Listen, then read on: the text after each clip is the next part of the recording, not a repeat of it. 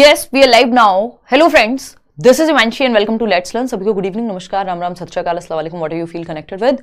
Start करेंगे आज का सेशन। सीटेट जुलाई 2024 के लिए हम लोग तैयारी कर रहे हैं। हिंदी का पेपर इस बार कैसा आया, हिंदी पेडागोजी पर्टिकुलरली 21 जनवरी 2024 को पेपर 1+2 दोनों के ही क्वेश्चंस को मिक्स किया है और क्वेश्चंस बिल्कुल ठीक आ रहे हैं। मतलब जैसा सिलेबस जब से ऑनलाइन हुआ था तब से हल्का सा चेंज हिंदी और इंग्लिश में आया था, तो उसी हिसाब से क्वेश्चंस आ रहे हैं। कोई बहुत बड़ा परिवर्तन नहीं है, लेकिन हाँ, ये कई लोगों को मुश्किल लगती है इस तरह के क्वेश्चंस, तो प्रैक्टिस करना ऑफ कोर्स बहुत जरूरी है। 15 नंबर की पेडागोजी आती है आपकी, हिंदी हो चाहे इंग्लिश, और दोनों में ट्रांसलेटेड पेडागोजी देखने को मिल रही है।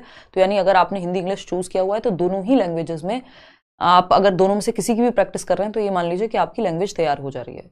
तो ये पीडीएफ लाइक शेयर सब्सक्राइब आप कर लीजिएगा। ये सेशन पीडीएफ आपको मिल जाएगा टेलीग्राम चैनल पर, जो बाकी के 2 पीडीएफ हैं पेंडिंग वो भी मिल जाएंगे। टाइमिंग का हम फाइनल करेंगे कल, तो शायद आपकी क्लास होगी अगर मैं दिल्ली में हुई तो, नहीं तो टाइमिंग का आपका एक फिक्स कर देंगे। मंडे से कुछ एक नया प्लान करके थोड़ा टाइम टेबल में चेंज लाके, या तो 9 बजे होगा जो सेशन है, नहीं तो हो सकता है कि मुझे 7 बजे सेशन फिक्स करना पड़े, क्योंकि ये रोज टाइम ऊपर नीचे चल रहा है। तो ये एक बात हुई। ये सीटेट का बैच है जिसमें सभी टीचर्स इंक्लूडिंग मी, मैं सीडीपी ले रही हूँ, बाकी सब अपना सब्जेक्ट ले रहे हैं। तो आप ज्वाइन कर सकते हैं डिस्काउंटेड फी पे careerwell.com से जा करके, नहीं तो careerwell ऐप, बट डिस्काउंटेड फी जो है वो आपको मिलेगी कहाँ, careerwell.com यानी वेबसाइट पर ही। गूगल की नई पॉलिसी है इस तरह की। पहला क्वेश्चन आपके सामने है, पोल में आपको करना है जवाब।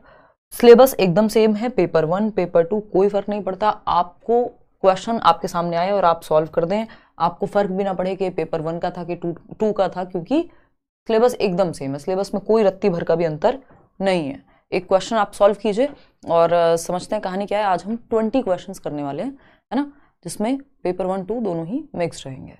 ठीक है, फटाफट से जवाब देंगे पोल में, है ना। 1 2 3 4 लिखा हुआ है आज। अगर हम बात करें यहाँ क्वेश्चन नंबर 1 की, तो इसने पूछा है नीचे दिया गया अधिगम कार्य शिक्षार्थियों को भिन्न भिन्न समूहों में करने के लिए दिया गया है। यानी ये एक टास्क है जो लर्नर्स को ग्रुप में, समूह में करने के लिए दिया गया है। पता लगाएं कि शब्द संपदा के अधिगम की, यानी वोकैबुलरी लर्निंग की जब ये बात हो रही है, शब्द संपदा मतलब वोकैबुलरी बिल्डिंग एक्सरसाइज है एक। मैं हिंदी और इंग्लिश दोनों में लेके चलती हूँ, और इसलिए सभी को फायदा होगा जो लोग हिंदी और इंग्लिश दोनों पेडागोजी सेलेक्ट करते हैं, है ना, क्योंकि एग्जैक्ट ट्रांसलेशन आपको क्वेश्चंस इंग्लिश में भी मिल जाएंगे। ठीक, तो शब्द संपदा के अधिगम की इस गतिविधि को किस रूप में जाना जाएगा? निम्नलिखित शब्दों में से संबंधित शब्द और वाक्यों का पता लगाएं। क्वेश्चन क्या है, बच्चों के लिए जो क्वेश्चन है वो है कि ये जो निम्नलिखित शब्द हैं 3, इनके बीच में क्या संबंध है और वाक्यों का कैसे, क्या वाक्य इससे बन सकता है, उसका पता लगाना है। हमसे क्या पूछा है, पेडागोजी टीचर से क्या पूछ रहे हैं? हमसे पूछ रहे हैं कि शब्द संपदा के अधिगम की इस गतिविधि को किस रूप में जाना जाएगा। यानी ये जो एक्टिविटी टीचर ने दी है, इसको पेडागोजिकल वे में क्या कहेंगे? तो पहला है समूह शब्दावली, समूह शब्दावली, यानी समूह बनाए हुए हैं उसकी शब्दावली। शब्द जाल है ये, यानी कोई पजल है वर्ड्स का। थीम आधारित शब्दावली है, या फिर शब्द समूह है। ये बात हमें पता होनी चाहिए। ये आज से नहीं, ये बहुत पहले से रिपीटेड क्वेश्चन है अगर देखा जाए, बस तरीका पूछने का बदल दिया है। देखो क्या लिखा हुआ है शब्दों में, परिवार, संबंध और भावनाएं। परिवार यानी फैमिली, संबंध कहां होते हैं, परिवार में ही होते हैं, रिलेशंस, है ना, और रिलेशंस में भावनाएं होती हैं या नहीं होती हैं, इमोशंस भी होते हैं। तो ये सब एक ही थीम पे आधारित हैं, जो कि है परिवार। ठीक है ना, तो ये एक ही थीम पर आधारित हैं। थीम आधारित शब्दावली इसको कहते हैं, यानी थर्ड ऑप्शन, जो कि आप लोग 48% लोग सही जवाब दे भी रहे हैं। इसको इस तरह से भी पूछ लिया जाता था। कई बार क्या करते थे, क्वेश्चन दे देते थे, मान लीजिए स्कूल या विद्यालय कह देंगे हिंदी में, विद्यालय, शाम पट यानी ब्लैक बोर्ड, हिंदी और इंग्लिश दोनों में इस टॉपिक से क्वेश्चन, क्योंकि सिलेबस दोनों ही लैंग्वेज का, दोनों ही पेपर का सेम है। ठीक, लैंग्वेज के लिए स्कूल, शाम पट, और कुछ मान लीजिए आपको खेल का मैदान ऐसा दे दिया कुछ, या फिर शिक्षक लिख दिया। ये सब क्या है, किससे जुड़े हुए हैं? स्कूल के ही थीम से जुड़े हुए हैं ना। तो बच्चे का जो उस थीम के अराउंड शब्द भंडार है वो विकसित हो जाएगा। इसको थीम आधारित शब्दावली कहते हैं, कि एक थीम के अराउंड जितने भी शब्द हो सकते हैं उनको बच्चा कनेक्ट करना सीखेगा और उसका शब्द भंडार बेहतर होगा। थीम आधारित शब्दावली कहते हैं इसको। तो ये जो पेडागोजिकल अप्रोच है वो है थीम आधारित शब्दावली की। चलिए आगे बढ़ते हैं, क्वेश्चन नंबर 2 करेंगे और आप जवाब देंगे पोल में। क्वेश्चन नंबर 2 क्या कहता है भाई, निम्नलिखित में से कौन सा प्राथमिक स्तर पर पुस्तकालय के प्रयोग के बारे में, यानी अब यहां पे प्राथमिक लिखा हो कुछ और लिखा हो कोई फर्क नहीं पड़ता यहां, क्योंकि ज्यादातर क्वेश्चंस आपके ऐसे सॉल्व हो जाते हैं। रेयर केस के कोई क्वेश्चन होते हैं जिसमें आपको ये देखना भी हो कि ये पेपर 1 में आया था कि पेपर 2 में, है ना। तो निम्नलिखित में से कौन सा प्राथमिक स्तर पर पुस्तकालय के प्रयोग के बारे में सही नहीं है, यानी पुस्तकालय मतलब लाइब्रेरी के यूज ऑफ लाइब्रेरी के बारे में सही नहीं है। पुस्तकालय एक भंडार गृह के रूप में नहीं देखा जाना चाहिए, बल्कि यानी हम इसको एक कोई स्टोरेज रूम की तरह नहीं देखें कि स्टोर रूम है जहां पे किताबें हमने स्टोर की हुई हैं, बल्कि कैसे देखें, पहला ऑप्शन है और क्या लिखा हुआ है ऊपर कि सही नहीं है। एक तो सही नहीं है, नहीं लिखा है तो वैसे ही ध्यान से, और दूसरा कि एक भंडार गृह के रूप में ना देखा जाए, इसको एक स्टोरेज रूम के रूप में या स्टोर रूम के रूप में ना देखा जाए। पहला ऑप्शन है अध्यापक और दूसरे वयस्क भी पुस्तकालयों में आदर्श पठन व्यवहार प्रदर्शित कर सकते हैं। आदर्श पठन क्या होता है, आइडियल टीचिंग कहेंगे इसको एक तरह से, या मॉडल टीचिंग कह देते हैं इंग्लिश में, मॉडल रीडिंग कि टीचर प्रॉपर सुर लय ताल के साथ पढ़ के दिखाए। अध्यापक या कोई और अडल्ट लाइब्रेरियन या कोई भी हो सकता है, ये आदर्श पठन व्यवहार प्रदर्शित कर सकते हैं लाइब्रेरी में, इसमें कोई दिक्कत नहीं, कर सकते हैं। बच्चे को भी एक सिटिंग कॉर्नर टाइप का बन जाएगा, ठीक है। पुस्तकालय में हमें नेगेटिव चाहिए, पुस्तकालय में पाठ्य पुस्तकों का सस्वर पठन सर्वाधिक उपयुक्त रूप से हो सकता है, यानी जो लाइब्रेरी है सिर्फ वही जो टेक्स्ट बुक्स हैं आपकी यानी पाठ्य पुस्तक हैं उनका लाउड रीडिंग या जिसको हम सस्वर पठन कहते हैं, सुर लय ताल के साथ जो पूरा पठन है, चाहे कोई कविता है तो उसको गाकर पूरी उसकी जो राइम है रिदम के साथ, है ना, सुर लय ताल का प्रयोग करके उसका उपयुक्त सबसे बेहतर ये काम सिर्फ पुस्तकालय में होगा। क्यों, बच्चे गार्डन में भी कर सकते हैं, बच्चे घर पे भी कर सकते हैं, क्लासरूम में भी ये काम किया जा सकता है कि टीचर रिसाइट कर रही हो या एक कविता का वाचन कर रही हो, सस्वर पठन करा रही हो। जरूरी थोड़ी सिर्फ लाइब्रेरी में ही होगा ये काम या पुस्तकालय में ही होगा। तो ये ऑप्शन हमें गलत लग रहा है, फिर भी हमें बाकी के दोनों ऑप्शंस पढ़ने पड़ेंगे क्योंकि इससे भी गलत कुछ हो सकता है। थर्ड ऑप्शन है शिक्षार्थियों को बाल साहित्य की विविध प्रकार की विधाओं को देखने के मौके मिलने चाहिए, यानी बाल साहित्य जिसको हम कहते हैं चिल्ड्रंस लिटरेचर, है ना, बचपन में पढ़ते थे ना, तो अगर हम देखें बाल साहित्य की विविध प्रकार की विधाओं को देखने के मौके मिलने चाहिए कि भाई कोई कहानी है, कोई कविता है या कोई नाटक है, तो ये अलग अलग विधाएं हैं, ठीक है, इसमें कोई दिक्कत नहीं है, वो इस तरह की अलग अलग किताबें हो सकती हैं लाइब्रेरी में। पुस्तकों के साथ संलग्नता के सक्रिय परिवेश के रूप में देखा जाना चाहिए कि बच्चे एक्टिव रहेंगे, ऐसा एनवायरनमेंट मिल गया है लाइब्रेरी, सही बात है। लेकिन गलत क्या है, गलत है सेकेंड ऑप्शन, और जो गलत है वही सही है क्योंकि पूछा ही गलत था। तो B option is the right answer, या 2 सेकेंड जो ऑप्शन है वो आपका गलत है और यही सही है क्योंकि पूछा ही गलत है। क्वेश्चन नंबर 3 देखिएगा, साक्षरता अर्जित करने के लिए किसमें निपुणता यानी मास्टरी का होना जरूरी है। साक्षरता मतलब लिटरेसी, कि बच्चा पढ़ना सीख जाए, लिटरेट बन जाए। इसको अर्जित करने के लिए बच्चे में निपुणता किसको लेकर के होनी चाहिए, यानी मास्टरी किस चीज पे उसकी पकड़ होनी चाहिए एक बच्चे की। पहला ऑप्शन है डिकोडिंग और भाषा अवबोधन। डिकोडिंग क्या है, आप डिकोड कर पा रहे हैं तभी ये पढ़ पा रहे हैं, है ना। साक्षरता का मतलब लिटरेसी होता है, या आपने इसको डिकोड किया अपने ब्रेन में कि स साथ में आ का डंडा, फिर क्षत्रिय वाला, फिर र लिखा हुआ है, त फिर आ की मात्रा, तो साक्षरता है ये आपने अपने ब्रेन में डिकोड किया है। डिकोडिंग और भाषा अवबोधन। अवबोधन क्या है कि साक्षरता का मतलब क्या है, यानी लैंग्वेज कॉम्प्रीहेंशन।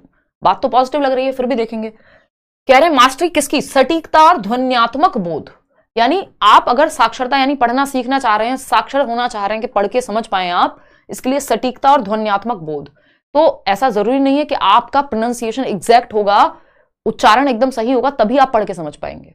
कई लोगों का उच्चारण भाई अपने क्षेत्रीय प्रभाव के कारण अलग हो सकता है, या एक्यूरेट ना हो या मानक ना हो, ये हो सकता है। जैसे अगर कोई बिहार से है तो वो सड़क को सड़क बोल सकता है, ये क्या हुआ, ध्वन्यात्मक बोध में गड़बड़ हो सकती है, लेकिन सटीक तो है। ऐसा थोड़ी सड़क को वो हवाई जहाज समझ रहा होगा, सड़क पढ़ के समझ तो सड़क ही रहा होगा, बेशक ध्वन्यात्मक बोध डिफरेंट है। तो यहां पे लिटरेसी में ऐसा नहीं है कि ध्वन्यात्मक बोध एकदम एक्यूरेट ही चाहिए, नहीं। ध्वन्यात्मक जागरूकता और प्रवाह, यानी फोनोलॉजिकल अवेयरनेस जिसको हम कहते हैं कि आप ध्वनि, ये ध व और ये न पे छोटी की मात्रा बनेगी तो इसको ध्वनि कहेंगे। ये ध्वन्यात्मक जागरूकता है कि एक अक्षर से दूसरा एक अक्षर मिलकर के कैसी साउंड क्रिएट करेगा, ठीक है भाई, ये भी सुनने में, लेकिन ये रीडिंग के बारे में है सिर्फ। यहां पे हम साक्षरता की बात कर रहे हैं कि आप पढ़ के समझ भी पाएं। दृश्य यानी साइट शब्दावली और प्रतिमानों की पहचान। साइट शब्दावली क्या होती है, साइट वर्ड्स इंग्लिश में भी कहते हैं जिनको आप देखते ही पहचान लेते हैं। जैसे चाहिए, अब ये चाहिए एक साइट वर्ड है जिसका मतलब आप एक बार एक नजर में पहचान लेंगे, है ना। अगर लिखा हुआ है में, घर, तो इनका मतलब आप एक नजर पड़ते ही पहचान लेते हैं। इनको इसलिए साइट वर्ड या दृश्य सामग्री कहा जाता है, क्योंकि एक नजर में, एक दृश्य में ही आप इनका मतलब समझ जाते हैं। ठीक, तो ये भी सही नहीं है। सबसे बेहतर है डिकोडिंग और भाषा अवबोधन। अगर आपको साक्षरता अर्जित करनी है, आपको लिटरेसी अर्जित करनी है, यानी आप पढ़ के समझ पाए, तो एक तो आपको चाहिए डिकोडिंग, कि जो लिखा हुआ है वो आप पढ़ के डिकोड कर पा रहे हैं कि इसको ऐसे पढ़ा जाएगा। या और दूसरी चीज क्या है, भाषा अवबोधन, जिसको लैंग्वेज कॉम्प्रिहेंशन कहते हैं, कि पढ़ के आप समझ भी पाए कि ये कहना क्या चाहता है क्वेश्चन। एक तो डिकोडिंग के साक्षरता लिखा हुआ है, ये आप पढ़ पाए डिकोडिंग करने की वजह से। और इस साक्षरता का मतलब या इस क्वेश्चन का मतलब, एक तो आपने क्वेश्चन पढ़ने में जो चीज लगाई वो है डिकोडिंग। भाषा अवबोधन क्या है, आप पढ़ के समझ पाए, ये लैंग्वेज कॉम्प्रिहेंशन है। इन दोनों के बिना साक्षरता अर्जित नहीं की जा सकती। चाहे आप कितना भी एक्यूरेट पढ़ रहे हो, मतलब समझ नहीं आएगा तो कोई मतलब नहीं, उस चीज का अर्थ निर्माण ही नहीं होगा, तो कोई फायदा नहीं है। तो first option is the right answer. Question number 4 देखिएगा। क्वेश्चन नंबर 4 कहता है, राष्ट्रीय पाठ्यचर्या की रूपरेखा द्वारा रेखांकित दक्षताओं को प्राप्त करने में प्रत्येक बच्चे की प्रतिभागिता को समर्थन देने वाले समावेशी, स्वागतीय और आनंददायी परिवेश सर्वाधिक उपयुक्त तरीके से कैसे सृजित किया जा सकता है। यानी एनसीएफ के अकॉर्डिंग हम एक ऐसा एनवायरमेंट जहां हर एक बच्चे का पार्टिसिपेशन हो, वो प्रतिभागिता अपनी मतलब शामिल हो अपने कोई भी एक्टिविटी अगर क्लासरूम में हो रही है तो। दूसरा, सबको इंक्लूड किया जा सके, चाहे कोई धीमे सीखता है, कोई तेज सीखता है, कोई देख सकता है, नहीं देख सकता है ना। सबको वेलकमिंग महसूस हो कि हम इस क्लास का हिस्सा हैं। आनंददायी परिवेश हो, यानी जहां बच्चे खेल खेल में, खुशी खुशी में सीख रहे हैं।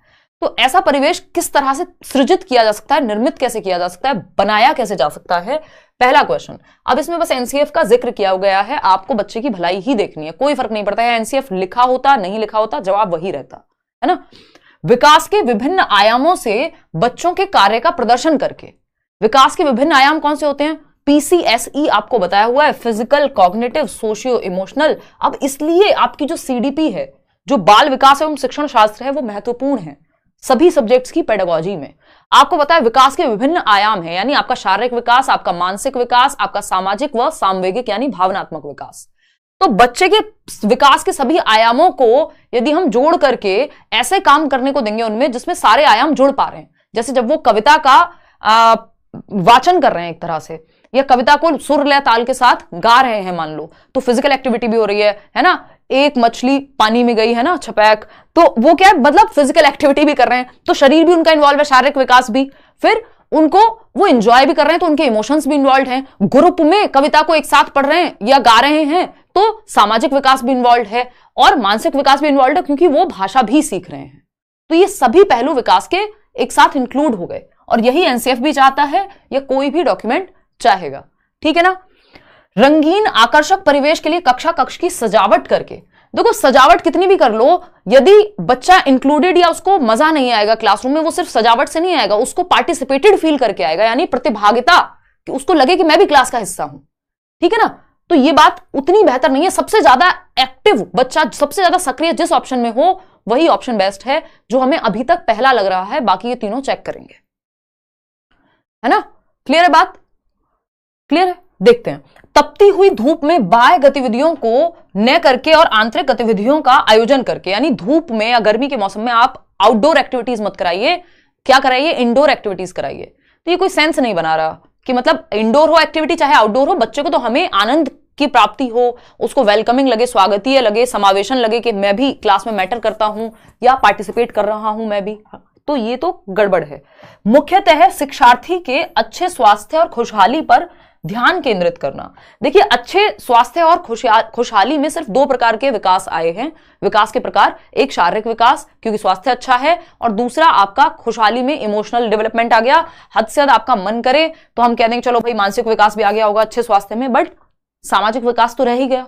तो विकास के सभी पहलू पहले ऑप्शन में जब आ गए थे, तो उससे अच्छा, इससे अच्छा ऑप्शन जब हमारे पास ये है जहां बच्चा सबसे ज्यादा एक्टिव होगा, भाई जब आप विकास के सभी आयामों से बच्चों के कार्य का प्रदर्शन करेंगे तो क्या होगा, वो अपने आप खुश भी महसूस करेगा, है ना। क्लियर है बात। तो इसलिए 4th की वो बात बन नहीं पा रही, वो उतना इंक्लूड नहीं कर पा रहा है या उतना एक्टिव नहीं है बच्चा जितना फर्स्ट में है। क्वेश्चन नंबर 5 देखो, हमें वो ऑप्शन बेस्ट जो सबसे बेस्ट हो या फिर बाकियों को अपने अंदर समाहित करता हो, जो यहां पे पहला ऑप्शन अपने आप कर रहा था। तो 2 ही चीजें, जहां बच्चा सबसे ज्यादा एक्टिव है और दूसरा बाकी ऑप्शंस को भी अपने अंदर समाहित कर ले एक्टिव होते हुए। क्वेश्चन नंबर 5 देखिएगा, ये कहता है कौन सा उपागम या विधि शिक्षार्थी की जीवन की वास्तविक परिस्थितियों में भाषा प्रयोग के मुख्य लक्ष्य से संबंधित है। शिक्षार्थी की जीवन की वास्तविक परिस्थितियों में यानी रियल लाइफ में भाषा प्रयोग यानी लैंग्वेज का यूज उसकी रियल लाइफ में कहां पे सबसे ज्यादा आएगा, कौन सी भाषा के मेथड में आएगा, ये सब मैंने कराए हुए हैं। अगर प्रीवियसली आप पुराने वीडियोस देखेंगे तो इवन हिंदी की इस बार की मैराथन भी देखेंगे। प्रत्यक्ष विधि यानी डायरेक्ट मेथड में रियल लाइफ में वो यूज करता है डायरेक्ट मेथड को, या फिर श्रव्य भाषिक विधि, प्राकृतिक उपागम या संप्रेषणात्मक उपागम। फर्स्ट ऑप्शन 42% लोग दे रहे हैं जवाब में, जो कि एकदम गलत है ना।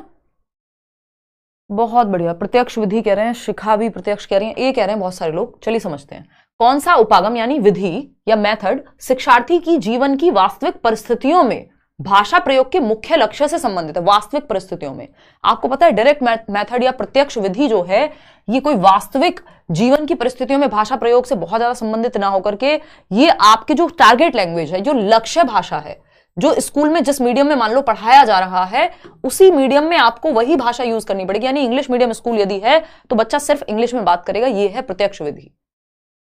ठीक है ना, ये वास्तविक परिस्थितियों में भाषा प्रयोग के मुख्य लक्ष्य से संबंधित नहीं है, मजबूरी है एक तरह की। यहां मातृभाषा का प्रयोग वर्जित है, यानी मदर टंग का यूज नहीं करेगा बच्चा, है ना। सिर्फ और सिर्फ संप्रेषणात्मक उपागम है यहां पर, जिसको कम्युनिकेटिव लैंग्वेज टीचिंग कह देते हैं या कम्युनिकेशन अप्रोच कहेंगे, कम्युनिकेटिव अप्रोच कहेंगे इंग्लिश में। मैं इंग्लिश में इसलिए बता रही हूं क्योंकि ये सारे क्वेश्चंस इंग्लिश पेडागोजी से ही उठा लिए इन्होंने सीधे के सीधे, बस ट्रांसलेट कर दिए हैं, तो इसलिए थोड़ा सा आपको पता होना चाहिए। तो अगर हम यहां देखें तो एक सिंपल सी बात है कि संप्रेषणात्मक उपागम यानी संप्रेषण करके, संप्रेषण कहां होगा, कम्युनिकेशन कहां होती है, रियल लाइफ में। तो वास्तविक जीवन में यानी बच्चा जब बातचीत कर रहा है, चाहे वो सब्जी लेने गया हो, चाहे वो कहीं भी, वो रियल जेन्युइन कन्वर्सेशन है वहां पे, यानी संप्रेषण है, बातचीत है जो वास्तविक जीवन में हो रही है। प्रत्यक्ष विधि में जरूरी नहीं है कोई वास्तविक जीवन के ही सारे हिस्से हो, ये सिर्फ स्कूल तक सीमित है अगर देखा जाए तो, कि आप पढ़ा रहे हैं उसी माध्यम में जिस माध्यम में आपको भाषा सिखानी है जो भी, ठीक है ना। श्रव्य भाषिक विधि का यहां बनता ही नहीं है क्योंकि ऑडियो लिंगुअल मेथड है कि आपने कुछ टर्म्स, इसको आरबी मेथड भी कह देते हैं, कि आपने कुछ टर्म्स याद कर लिए किसी दूसरी भाषा के और उनसे ही आप अपना काम चला रहे हैं, यस सर नो सर करके। प्राकृतिक उपागम, अब नेचुरल मेथड में हम ये कहते हैं कि पढ़ना लिखना भी सिखाएंगे, जो LSRW होती है, जो स्किल्स हैं, जो भाषा कौशल है, सुबो पाली, सुनना बोलना पढ़ना लिखना, ये एक प्राकृतिक क्रम में सिखाएंगे। जो वास्तविक जीवन से जुड़ा हुआ है वो सिर्फ डी ऑप्शन है। ऐसा नहीं है कि प्रत्यक्ष विधि नहीं होती है यूज, लेकिन वो स्कूल तक ज्यादा सीमित है। तो जब भी कुछ कीवर्ड्स हैं, जब वास्तविक परिस्थितियों की बात आ जाए, भाषा वास्तविक परिस्थितियों में भाषा प्रयोग, तो भाई संप्रेषणात्मक उपागम से बेहतर कुछ और नहीं हो सकता। ये नहीं होता तो एक बार को हम प्रत्यक्ष विधि का भी सहारा ले सकते थे। क्वेश्चन नंबर 6 देखिएगा, क्या कहता है क्वेश्चन नंबर 6, देखिए फटाफट से। क्वेश्चन नंबर 6 कहता है कक्षा 5 की एक विद्यार्थी कहती है, मैं अपना काम अध्यापक को देने से पहले सटीकता के लिए अंतिम फाइनल रूप से भी जांचती हूं। यह विद्यार्थी लेखन के किस चरण पर है। 5th क्लास की बच्ची है जो ये कह रही है कि जब मैं अपना काम मतलब जो भी मैंने होमवर्क किया है या जो भी मेरा काम है उसको मैं पहले जांचती हूं फाइनल, सटीकता के लिए कि उसमें कोई गलती ना हो, एक्यूरेसी है या नहीं है, एक्यूरेट हो मेरा काम, गलतियां कम से कम हो, चाहे वो स्पेलिंग मिस्टेक हो या कोई भी किसी भी तरह की मिस्टेक हो, तो एक्यूरेसी के लिए फाइनल जांचती हूं, खुद से जांचती हूं, टीचर से नहीं, टीचर को देने से पहले, ठीक है ना, पढ़ने से पहले कि देख लिया आपने सही है नहीं। जब आप पेपर करने जाते हैं तो आप एक बार चेक कर लेते हैं, हाँ सब सही से लिखा है कि नहीं, ठीक है ना। मोए मोए हो गया, कोई बात नहीं अंशु, अभी होगा मोए मोए, कुछ दिन में समझ में आने लगेंगी चीजें कि किस तरह से पकड़ना है आंसर को। अंतिम यानी फाइनल रूप से भी जांचती हूँ, तो यह विद्यार्थी लेखन के किस चरण पर है। भाई ये प्रूफ रीडिंग है, रीडिंग के हमने स्टेप्स किए थे, प्रूफ रीडिंग है, यानी पढ़ने से, फाइनल काम के प्रिंट होने से पहले, मान लीजिए मेरी बुक भी आ रही होती है कोई, तो उससे पहले प्रूफ रीडिंग होगी। नोट्स तक आपको जो मिलते हैं बैचेस में, जो नए बिल्कुल नोट्स फर्स्ट क्लास कहेंगे उनको, जो मिल रहे हैं आपको आज की डेट में, उसमें लगता है टाइम। आज मैं बैच में भी समझा रही थी कि कई सारी स्टेजेस हैं जिनसे होकर के वो नोट्स गुजरते हैं, है ना। कि फर्स्ट स्टेज क्या है, जब क्लास चल रही होगी तो एक एक चीज बाइलिंगुअली नोट्स में डाली जाएगी, तो पहला स्टेप ये हो गया कि वो लिखी जाएगी प्रॉपर। फिर सेकेंड स्टेप पे वो टाइपिंग के लिए जाएंगे, है ना। टाइप्ड होकर के जब वो आ गए, थर्ड स्टेप में टाइप होकर के आ गए, जब ये आ गए तो अब होगी प्रूफ रीडिंग, कि कहीं आप इन्होंने कुछ मिस्टेक कर दी हो, टीम ने कुछ गलती रही हो, जो कि निकलती है बहुत सारी गलतियां, है ना, कोई स्पेलिंग मिस्टेक है, कहीं कोई चीज गलत लिख दी है, तो तो ये प्रूफ रीडिंग होगी आपको फाइनल देने से पहले, ताकि सटीकता को जांचा जा सके। और ये प्रूफ रीडिंग अगर ठीक नहीं निकला उसमें तो प्रूफ रीड करके फाइनल करेक्शन के लिए भेजा जाएगा, फिर वहां से सामने से आएगा। तो ये कई स्टेजेस में जाके नोट्स जो आपको आसानी से मिल जाते हैं कि पूरे चैप्टर का आपको 5 पेज में नोट्स मिल गए अच्छे से, उसमें समय लगता है। तो प्रूफ रीडिंग एक्यूरेसी के लिए की जाती है कि सटीकता बनी रहे। सहपाठी मूल्यांकन होता है पीयर असेसमेंट के, बच्चे आपस में एक दूसरे की कॉपी को जांच रहे हैं खुद से ही, है ना। प्रारूपण होता था, ड्राफ्ट बनाया आपने कि आप ऐसा कुछ लिखेंगे, पुनः प्रारूपण, रीड्राफ्ट कर रहे हैं अगर कुछ गलती रह गई उस ड्राफ्ट में तो, ठीक। तो ये प्रूफ रीडिंग है, सिंपल। क्वेश्चन नंबर 7 देखिएगा और जवाब दीजिएगा। क्वेश्चन नंबर 7 कहता है कक्षा 3 की अध्यापिका अपनी कक्षा में पठन कोना सृजित करना चाहती है, यानी एक रीडिंग कॉर्नर बनाना चाहती हैं। बच्चों के लिए पुस्तकों का चयन करते समय निम्नलिखित में से किस प्रश्न को सबसे अधिक महत्वपूर्ण माना जाना चाहिए। यानी वो एक रीडिंग कॉर्नर, एक क्लास में एक रीडिंग कॉर्नर हो जहां बच्चे बैठ करके पढ़ सकें या उनको कोई कहानी सुनाई जा सके, पढ़ी जा सके उनके साथ। तो इसके लिए सबसे उपयुक्त या महत्वपूर्ण बात क्या है? पहला ऑप्शन है, क्या पुस्तकें तीसरी कक्षा की पठन पाठ्यचर्या के लक्ष्य को संबोधित करने में मदद करेंगी। यानी जो रीडिंग करिकुलम है या सिलेबस है उसका जो टारगेट है वो पूरा होगा उन किताबों से। जबकि रीडिंग कॉर्नर हमेशा टारगेट या सिलेबस पूरा करने के लिए नहीं, कई बार बच्चा लैंग्वेज को एंजॉय कर पाए, उसको समझने में मजा आए भाषा को, इसलिए भी होता है। तो ये गलत लक्ष्य है। क्या ये पुस्तकें एक से अधिक निर्देशात्मक प्रसंग में प्रयोग के लिए उपयुक्त हैं? क्या आप ये जांचेंगे कि एक से अधिक जो इंस्ट्रक्शन है या सब्जेक्ट्स में काम आ जाएंगे या नहीं? ये भी सेंसलेस बात हो जाती है। क्या इन पुस्तकों के लेखक जाने माने हैं, बाल साहित्य के माननीय लेखक हैं, यानी नोन राइटर्स होने चाहिए, और बाल साहित्य की जो चिल्ड्रंस लिटरेचर है उसके इंपॉर्टेंट लेखक हैं।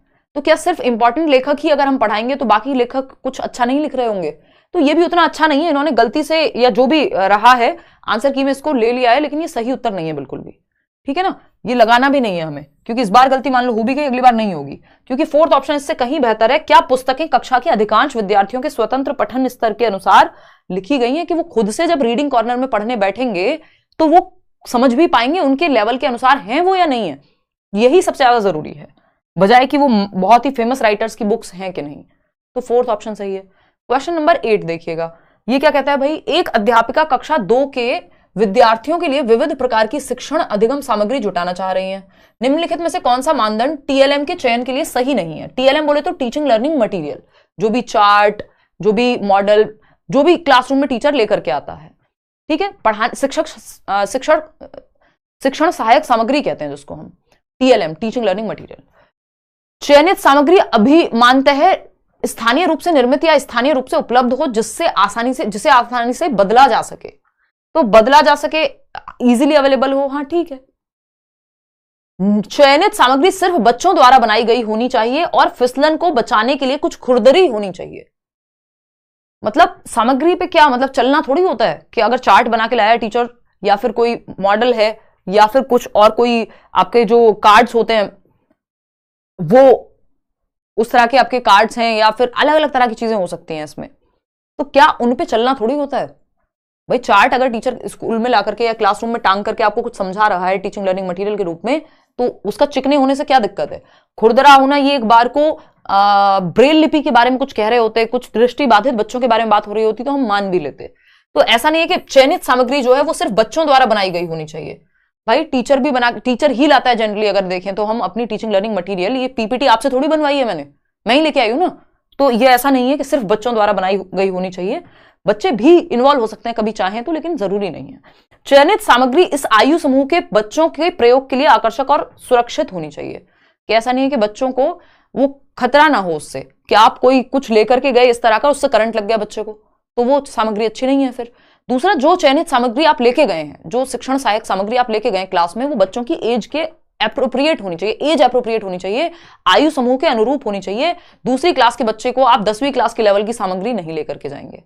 फिर आता है फोर्थ ऑप्शन, चयनित सामग्री ऐसी होनी चाहिए जो बच्चों को जिज्ञासा के साथ खोजबीन और प्रयोग करने में भी पर्याप्त अवसर दे। जैसे कोई गेम हो सकता है लैंग्वेज को लेकर के। तो ये बाकी बातें सही है, लेकिन ये जो सेकंड ऑप्शन है वो गलत है कि सिर्फ बच्चों से ही बनवाओ और खुरदरी बनवाओ, ऐसी कोई शर्त नहीं होनी चाहिए। क्वेश्चन नंबर 9 देखिएगा, ये कहता है कक्षा 3 की अध्यापिका ने अपने शिक्षार्थियों से कहा, थोड़ा सा और जूम करेंगे, देखना एक बार, कक्षा 3 की अध्यापिका ने अपने, पढ़ के एक बार आप पोल में जवाब दे दो। हाँ देखना, तो कक्षा 3 की अध्यापिका है यानी क्लास 3 की टीचर हैं, अपने शिक्षार्थियों से कहा कि वे अपने सहपाठियों से सकना शब्द के प्रयोग की योग्यता से संबंधित 5 प्रश्न पूछें, जैसे कि क्या तुम तैर सकते हो, सकना है ना, क्या तुम खा सकते हो, यानी 5 शब्द पूछने जिसमें सकना वर्ड यूज हुआ हो, है ना। गतिविधि का यह प्रकार किस लिए है, ये इस तरह की एक्टिविटी क्यों कराई जा रही है, सिंपल क्वेश्चन ये है। फटाफट से बताओ आप लोग पोल में जवाब दे करके। थर्ड ऑप्शन कह रहे हैं कितने लोग, 35% लोग। स्वच्छंद बोलना, निष्क्रिय यानी इंडिपेंडेंटली बोल पाए ताकि बच्चे, निष्क्रिय श्रवण यानी पैसिव लिसनिंग है, तो बच्चे तो एक्टिव हैं इसमें, पैसिव कहां है, और खुद से स्वतंत्र रूप से बोल पाए, सिर्फ बोलना है इसमें या वो सेंटेंस भी बना पाए, तो ये भी गलत हो जाएगा। मौखिक प्रवाह अभ्यास यानी वो बोल पाए, प्रवाह का अभ्यास हो पाए, जो राइमिंग वर्ड्स हैं उस तरह के शब्द वो और बना पाए, उस तरह के वाक्य वो और बना पाए। सकना से क्या तुम तैर सकते हो, क्या तुम खा सकते हो, क्या तुम जा सकते हो, तो ये जो मौखिक प्रवाह है उनका, यानी जो उनकी ये फ्लुएंसी है बोलने में, वो क्रिएट हो पाए, ओरल फ्लुएंसी का अभ्यास हो पाए, उनको उस तरह के शब्द, वो उनका जो उच्चारण है वो भी क्लियर होगा उस चीज से, और नया शब्द भंडार भी वो बना पाएंगे, नए वाक्य वो निर्माण कर पाएंगे अगर मैं कहूं तो नियंत्रित मौखिक अभ्यास नहीं है, ये प्रवाह वाला अभ्यास है जिसमें एक रिदम बने, ऐसा नहीं है सिर्फ कंट्रोल करने की कोशिश हो रही है यहां पे। क्लियर है? आगे बढ़े, क्वेश्चन नंबर 10 देखिएगा। क्वेश्चन नंबर 10 देखिए और जवाब दीजिए फटाफट से, जल्दी से जवाब दो।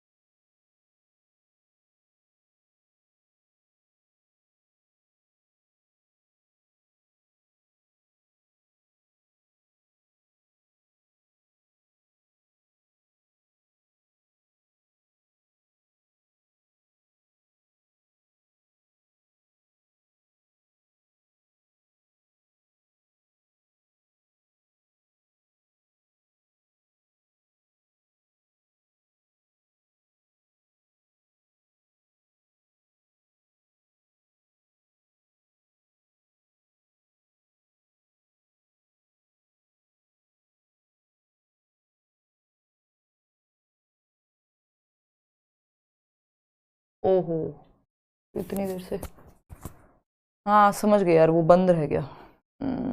कोई नहीं, देखो एक बार इससे पहले वाला क्वेश्चन देख लेते हैं, पूरा क्वेश्चन निकल गया है ना, रामायण खत्म हो गई, पूछा जा रहा है सीता जी कौन थी।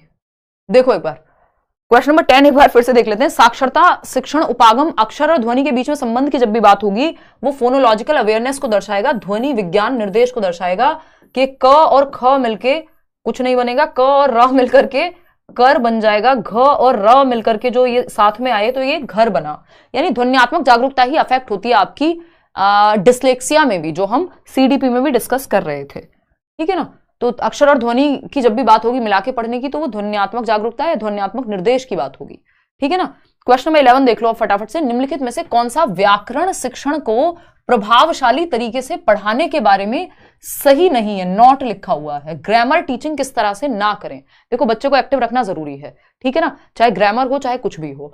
संप्रेषण के अभ्यास के अवसर देना, यानी संप्रेषण मतलब कम्युनिकेशन के मौके देना, बात तो ठीक है, ये तो सही तरीका है, क्या दिक्कत है, कम्युनिकेशन के माध्यम से सीख जाएगा बच्चा, भाषा हो, भाषा के नियम हो, जिसको व्याकरण कहते हैं हम, व्याकरण को उसके नियम कंठस्थ करके सीखना, तो ये सबसे खराब तरीका है। जहां बच्चा रोट लर्निंग या रटंत विद्या चलंत नहीं, तो जहां भी वो रट रहा हो बच्चा यहां निष्क्रिय है, कंठस्थ है ना, रट्टे लगा लो किसी चीज के, ये एकदम खराब तरीका है। कंठस्थ करके सीखना खराब तरीका है। व्याकरण को संदर्भ में सिखाया जाना चाहिए, एक्टिवली सक्रिय रूप से सिखाया जाना चाहिए।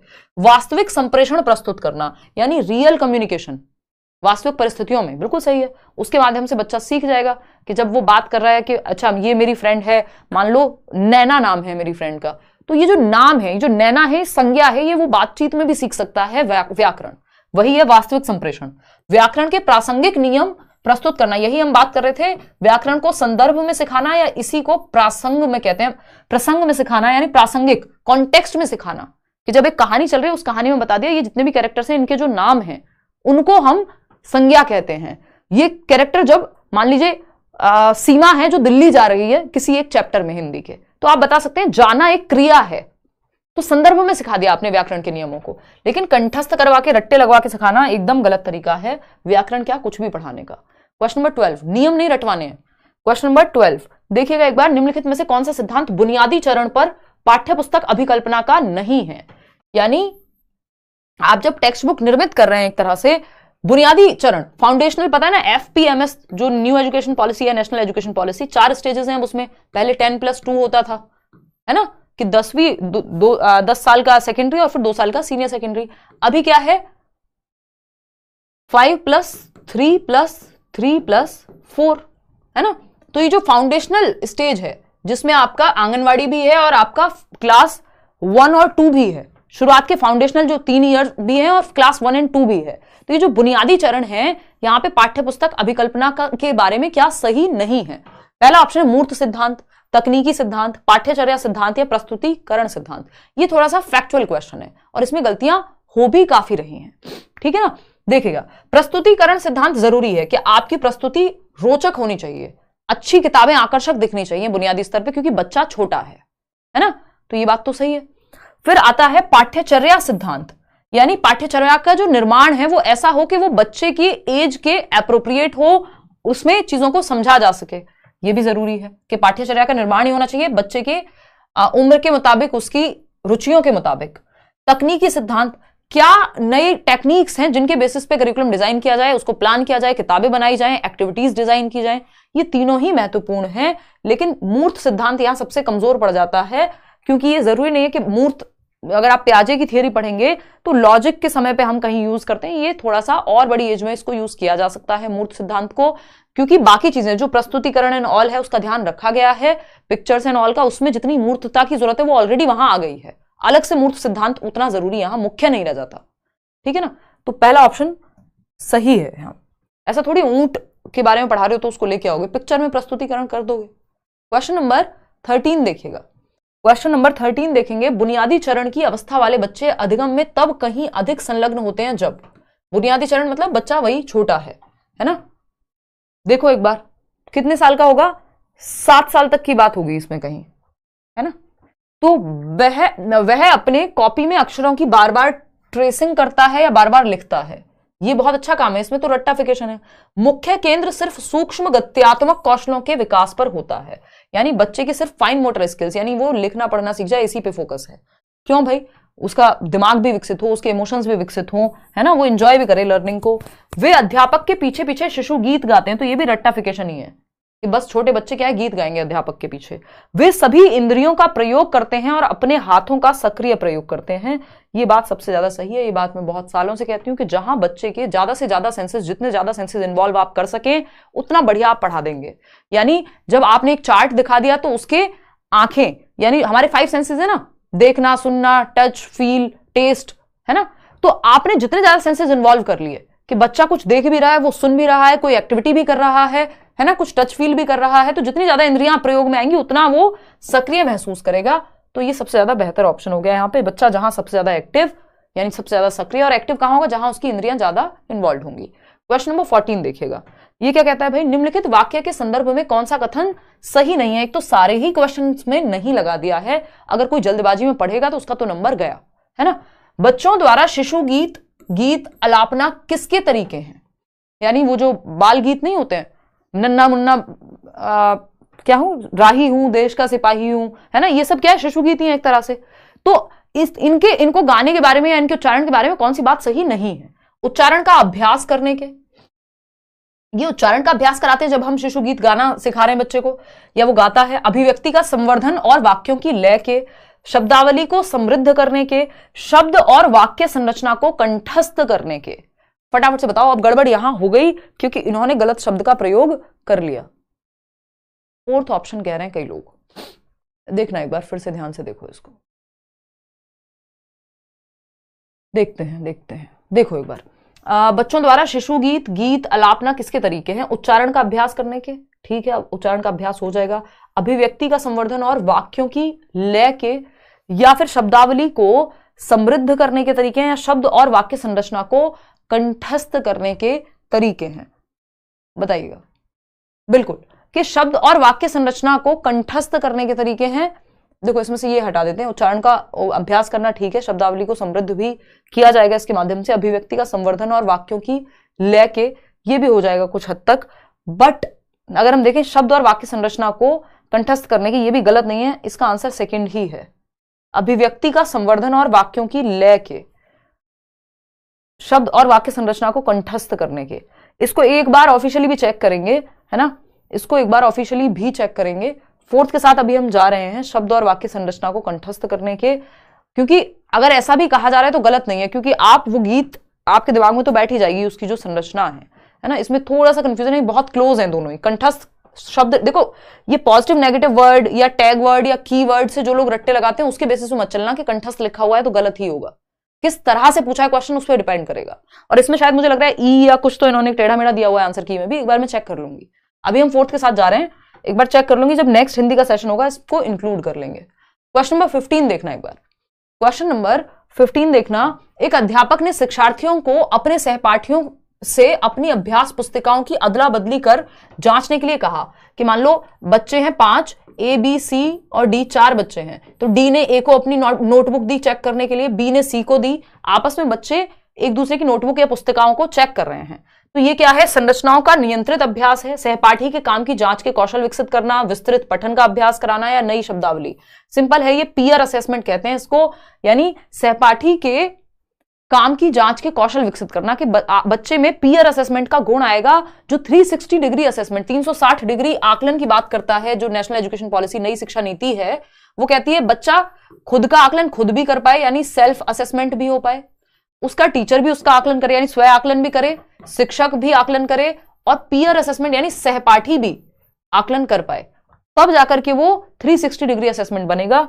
तो ये बी ऑप्शन या सेकंड ऑप्शन यहां सही है। क्वेश्चन नंबर 16 देखिएगा, निम्नलिखित में से कौन सा संकेत भाषा के बारे में सही नहीं है, यानी कौन सा एक साइन है जो सही नहीं है लैंग्वेज के बारे में। संकेत भाषा, संकेत भाषा समझते हैं, साइन लैंग्वेज जो हम मूक बधिर लोगों के लिए कई बार यूज करते हैं, जो बोल नहीं सकते या सुन नहीं सकते। तो साइन लैंग्वेज में आपने न्यूज भी देखा होगा, कभी डीडी नेशनल पे बचपन में आया करती थी, आपको याद हो तो। संकेत भाषा के बारे में सही नहीं है। क्या कह रहे हो? अब हम नए लोग हैं, हमने नहीं देखा डीडी नेशनल, है आपकी तरह बूमर नहीं है हम। देखो एक बार, तो संकेत भाषा के बारे में सही नहीं है, यानी साइन लैंग्वेज के बारे में। संकेत भाषा की व्याकरण नहीं होती, संकेत भाषा में व्याकरण होती है, ये बात सही है। संकेत भाषा के बहुत से प्रकार हैं, सही है। संकेत भाषा प्राकृतिक भाषा, नेचुरल लैंग्वेज है, बिल्कुल नेचुरल टाइप ऑफ लैंग्वेज है। ये गलत है कि संकेत भाषा की व्याकरण नहीं होती। व्याकरण वहां भी है, बस लिखित और मौखिक भाषा से थोड़ी सी भिन्न होती है। जो ग्रामर है साइन लैंग्वेज की, है ना, साइन लैंग्वेज में भी व्याकरण है। अगर हम देखें तो साइन लैंग्वेज आप समझते हैं हाथों का प्रयोग करके, तो यहां भी ए बनाने के लिए एक तरह से जो हैंड मूवमेंट है वो होगा, और यहां भी वाक्य निर्माण तो होता ही है ना, चाहे वो हम मौखिक भाषा के रूप में नहीं कर रहे हैं। तो ऐसा नहीं है कि इसकी व्याकरण नहीं है, व्याकरण है। क्वेश्चन नंबर 17 देखिएगा फटाफट। कौन सा उपागम या विधि बच्चों को भाषा की कक्षा में उनकी अपनी सहजात भाषा यानी मातृभाषा, मदर टंग का जो घर की भाषा है, का प्रयोग करने के लिए प्रोत्साहित नहीं करता है? ये क्वेश्चन पता नहीं कितनी बार रिपीट हुआ है, हिंदी पेडागोजी, इंग्लिश पेडागोजी, दुनिया भर में, मतलब ये ऐसी कोई लैंग्वेज पेडागोजी नहीं होगी जहां ये क्वेश्चन मल्टीपल टाइम्स नहीं आया होगा, है ना। अगर हम देखें, पीडीएफ डाल देंगे भाई, आज डल जाएंगे पीडीएफ। कौन सा उपागम विधि बच्चों को भाषा की कक्षा में उनकी अपनी सहजात भाषा यानी मातृभाषा, मदर टंग के यूज को एनकरेज नहीं करता कौन सा मेथड जिसमें मातृभाषा का प्रयोग वर्जित है? अभी थोड़ी देर पहले बताया था जहां से क्लास शुरू हुई थी।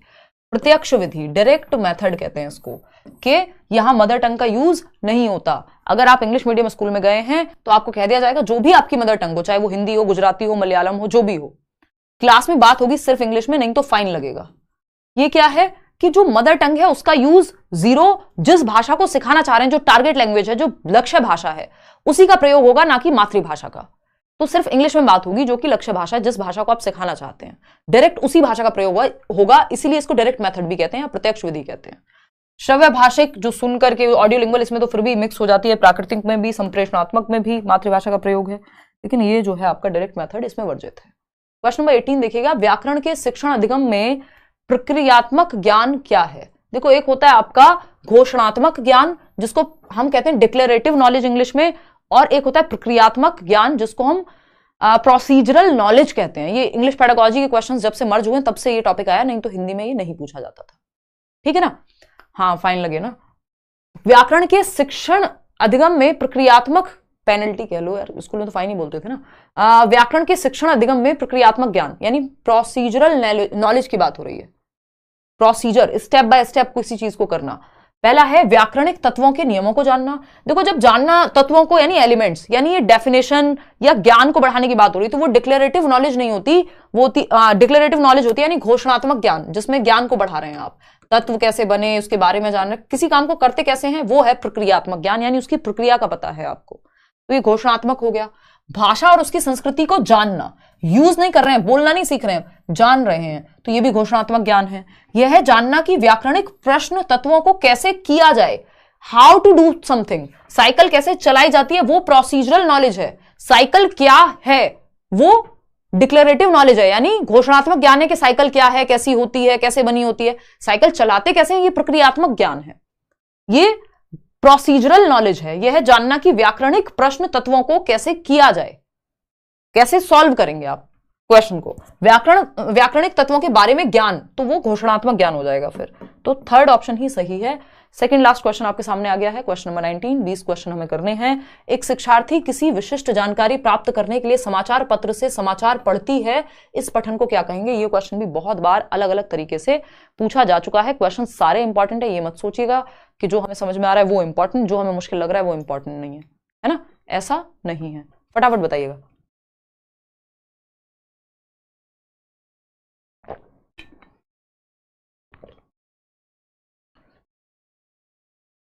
क्वेश्चंस ही नहीं दिख रहे, ऐसा कैसे हो सकता है कि क्वेश्चंस ना दिखे? हमें क्यों दिख रहे हैं? मतलब अगर मन नहीं है क्वेश्चन सॉल्व करने का तो सीधा मना कर दोगे कि दिख ही नहीं रहे हैं, ऐसे काम करोगे अब से? चलो फटाफट बताओ। क्वेश्चन नंबर 1 कह रहे हैं कई लोग, देखना एक बार, मतलब ऑप्शन नंबर 1 कि एक शिक्षार्थी किसी विशिष्ट जानकारी यानी स्पेसिफिक डिटेल, समाचार पत्र पढ़ रही हैं और देखना चाहती हैं कि ये वाली न्यूज कहां है मान लीजिए, या फिर वो क्या मैट्रिमोनियल साइट, वो सेक्शन आता है ना समाचार में, तो समाचार पत्र में वो गई ही है कहां देखने, मैट्रिमोनियल वाले पेज पे या स्पोर्ट्स पेज पे, है ना? तो विशिष्ट जानकारी चाहिए, कोई एक विशिष्ट जानकारी या विशिष्ट न्यूज या स्पेसिफिक डिटेल ढूंढ रही है, इसको हम कहते हैं स्कैनिंग। स्कैनिंग और स्किमिंग सुना है ना? तो ये स्कैनिंग है, बारीकी से पठन, यानी आप गहनता से पठन कर रहे हैं कुछ पर्टिकुलर डिटेल के लिए, अध्ययन कौशल, समालोचनात्मक चिंतन, सरसरी तौर पर पढ़ना, तो स्किमिंग होता है। तो ये बारीकी से पठन के अंतर्गत आता है जब आप कोई स्पेसिफिक या विशिष्ट जानकारी ढूंढ रहे होते हैं। आज के लिए आखिरी सवाल है, इस तरह के क्वेश्चन भी बहुत बार पूछे जा चुके हैं, पूछे जाते रहेंगे, आप फटाफट से इसका जवाब दीजिए। क्वेश्चन नंबर 20 देखिए, कक्षा 6 की शिक्षार्थी श्रेया अपने पिता के स्थानांतरण के कारण पंजाब के जालंधर से तमिलनाडु के मदुरई जाती है। ध्यान से पढ़ना, कक्षा 6 की बच्ची है श्रेया, अपने पिता के ट्रांसफर की वजह से, स्थानांतरण की वजह से पंजाब के जालंधर से, तो वो पंजाब से कहां जा रही हैं? पंजाब से जा रही हैं तमिलनाडु, TN लिख देते हैं, ठीक है। मदुरई गई, वह मातृभाषा के कारण पंजाबी जानती हैं, तो बच्ची की मातृभाषा क्या है? मदर टंग पंजाबी, पंजाब से गई है ना, और मातृभाषा मदर टंग है पंजाबी, ठीक है। और विद्यालय में द्वितीय भाषा के रूप में अंग्रेजी भी जानती हैं, यानी सेकंड लैंग्वेज के रूप में इंग्लिश भी पढ़ी है, ठीक है। उसने अपने पड़ोसियों की मदद से तमिल बोलना और पढ़ना सीख लिया है, उसके द्वारा जानी गई भाषाओं के संदर्भ में कौन सा कथन सही है? थर्ड ऑप्शन कई लोग कह रहे हैं, फटाफट से बताना। बहुत बढ़िया। कोई कह रहा है स्किमिंग वाले कौन थे? नॉट परचेज दिखा रहा है, व्हाट्सएप भी पे भी मैसेज किया है, कोई रिस्पॉन्स नहीं। मुझे मेल कर दो अगर ऐसा है कि आपने बैच लिया और बैच चलने में दिक्कत हो रही है कुछ। व्हाट्सएप पे वैसे ये क्वेरी रिजॉल्व हो जानी चाहिए। एक बार माय कोर्स सेक्शन में देखना, एक बार रिफ्रेश करके अपडेट करके माय कोर्स सेक्शन में दिखेगा। आपने अगर वेबसाइट से परचेज किया है तो ऐप में भी दिखता है कोर्स, बशर्ते आपके पास आईफोन ना हो। आईफोन में दिक्कत हो रही है ऐप चलने में, है ना? ठीक है नसीबा। चलिए, करियर विल ऐप की बात हो रही है, कहीं और तीसरी जगह मत पहुंच जाना। फटाफट बताओ। थर्ड ऑप्शन 63% लोग कह रहे हैं। देखते हैं थर्ड ऑप्शन क्या है। पंजाबी और तमिल भाषा अर्जन है और अंग्रेजी भाषा अधिगम के अंतर्गत आएगी। चलो ठीक है, अंग्रेजी भाषा अर्जन तो हो ही नहीं सकती क्योंकि ये तो सेकंड लैंग्वेज की तरह सीखिए, स्कूल में सीखिए। और तमिल व अंग्रेजी भाषा अधिगम के अंतर्गत आएगी। सभी तीन भाषाएं पंजाबी नहीं, तीनों कैसे आ जाएंगी? पंजाबी तो मदर टंग है, मातृभाषा है, अर्जित हुई है, वो तो अर्जित की है, बटोरी है अपने वातावरण से। अधिगम में क्या है? आप प्रॉपर लैंग्वेज को, उसका व्याकरण सीख रहे हैं, उसको डेली बेसिस पे उसको फॉर्मली सीख रहे हैं, जबकि यहां फॉर्मली नहीं सीखी। तमिल भाषा अर्जन और अंग्रेजी तथा पंजाबी भाषा अधिगम के अंतर्गत आएंगी? बिल्कुल भी नहीं, क्योंकि पंजाबी तो मदर टंग थी, तो सेंस ही नहीं बनता कि पंजाबी को भी अर्जन के अंतर्गत लाएं। पंजाबी और तमिल अर्जन है। अब आप कहेंगे भाई अपने साथियों के माध्यम से, अपने पड़ोसियों के माध्यम से तमिल भाषा बोलना और पढ़ना सीख लिया है। देखो, फॉर्मल सेटिंग में औपचारिक रूप से नहीं सीखा है। ये वैसा है कि आपने अपने घर में मदर टंग, अपनी मातृभाषा मान लीजिए हिंदी है, तो आपने आसपास से सुन के बोलना सीख लिया और थोड़ा बहुत लिखना सीख लिया, ऐसे ही बिना फॉर्मल सेटिंग में, बिना औपचारिक रूप से स्कूल जाए, कोई नियम कायदे बहुत ज्यादा अलग से जाने, तो ये अर्जन ही कहलाएगा। तो third option is the right answer. Punjabi तो मातृभाषा है और तमिल को भी अर्जित किया है, तो पंजाबी को तो अर्जित किया ही होगा। अर्जन क्या है? नेचुरल हो जाए। जो अधिगम है, जिसमें एफर्ट प्रैक्टिस लगे, जो स्कूल में हो एक तरह से, फॉर्मल सेटिंग में, औपचारिक माहौल में, वो अंग्रेजी थी। तो थर्ड ऑप्शन सही है। आउट ऑफ 20 क्वेश्चंस कितने ठीक हुए, इसका पीडीएफ विद आंसर्स आज रात को टेलीग्राम चैनल पे आपको मिल जाएगा, नहीं तो कल सुबह तक मिल ही जाएगा। ये सेशन कैसा लगा आपको कमेंट करके बता दो। एक बार कमेंट मत करो, पोल में दे दो एक बार। आलसी जीव, लाओ दिखाओ। बहुत जल्दी रहती है लैपटॉप बंद करने की। लो, तो ये सीटेट का बैच है जो चल रहा है, ऑन गोइंग है। सीडीपी मैं डील कर रही हूँ, बाकी सारे टीचर्स अलग अलग सब्जेक्ट डील कर रहे हैं। वेबसाइट से अगर आप लेंगे तो वो डिस्काउंटेड फी में मिलेगा, अदरवाइज करियर विल ऐप से भी डायरेक्ट ले सकते हैं, बट वहाँ फिर 20% आपको फी इंक्रीज मिलेगी। क्लास ठीक लगी या नहीं? लाइक शेयर सब्सक्राइब आप कर दीजिएगा। विचार अपने कमेंट्स में बता दीजिएगा। आउट ऑफ 20 कितना ठीक किया आपने क्वेश्चंस, वो आप बता दीजिएगा। कल अगर मैं दिल्ली में होती हूँ तो मैं क्लास लूंगी, अगर नहीं हुई, जिसकी संभावना है, तो नहीं लूंगी, है ना? सैटरडे संडे तो ऑफ रहेगा ही रहेगा। ठीक है, 9 बजे कोशिश रहेगी कि 9 बजे सेशन आपका अब टाइमली शुरू हो सके, है ना? चलिए, कोई और आपका विचार हो, कुछ पूछना हो, 16 out of 20, 14 out of 20, 8 out of 20, इनकी स्थिति ज्यादा ही खराब है। योगेश कोई बात नहीं, अभी अटेंड करते रहो सेशन, धीरे धीरे अपने आप इंक्रीज हो जाएगा स्कोर जो है आपका, है ना? क्लास ठीक लगी क्या होता है? चलो बता दो भाई, क्लास ठीक लगी या नहीं? ठीक नहीं, अच्छी लगी या नहीं, ये बताओ। ठीक क्या होता है? ठीक वाले काम नहीं करते हम। देखो एक बार, पोल नहीं चल रहा, वो आपके नेटवर्क में दिक्कत होगी। 16/20, 17/20, बहुत बढ़िया। 99% लोगों को ठीक लगी और 1% लोगों को अति उत्तम लगी। चलिए खैर, ये सब तो चलता रहेगा। अच्छी लगी, चलिए बहुत बढ़िया। आज के लिए हम इतना ही रखेंगे और बाकी सब्जेक्ट्स भी ऐसे ही डिस्कस करते रहेंगे। सीडीपी में भी एक प्रॉपर डिस्कशन रखेंगे, कोई टेंशन वाली बात नहीं है। बस थोड़ा टाइम से शुरू करने की कोशिश करेंगे क्योंकि फिर बहुत लेट हो जाता है। चलिए टेक केयर, बाय बाय, टड़ा। कल मिलते हैं होपफुली, है ना? अति सुंदर क्लास में उत्तम सिंह कह रहे हैं, आपका तो नाम ही उत्तम है। पंजाबी भी तो पढ़ाई गई होगी स्कूल में as a first language with English. नहीं नहीं नहीं, 6 अंक। जो मातृभाषा है, जो लिखा नहीं है वो मत सोचो, अपने आप अज्यूम नहीं करना है ना, कि उसने देख के मुस्कुरा दिया, आपने समझ लिया हाँ है। ये वाली हरकतें नहीं करनी यहाँ पे। क्यों? क्योंकि वहां लिखा हुआ है कि पंजाबी मातृभाषा है, इसलिए आती है। ये नहीं लिखा है स्कूल में पहली भाषा के रूप में भी पढ़ी है। अपने आप अज्यूम नहीं करना, जो लिखा हुआ है वो समझना है। लैंग्वेज थोड़ी हार्ड लगेगी कुछ दिन, थोड़े दिन में नॉर्मल हो जाएगी। ठीक है, बहुत बढ़िया।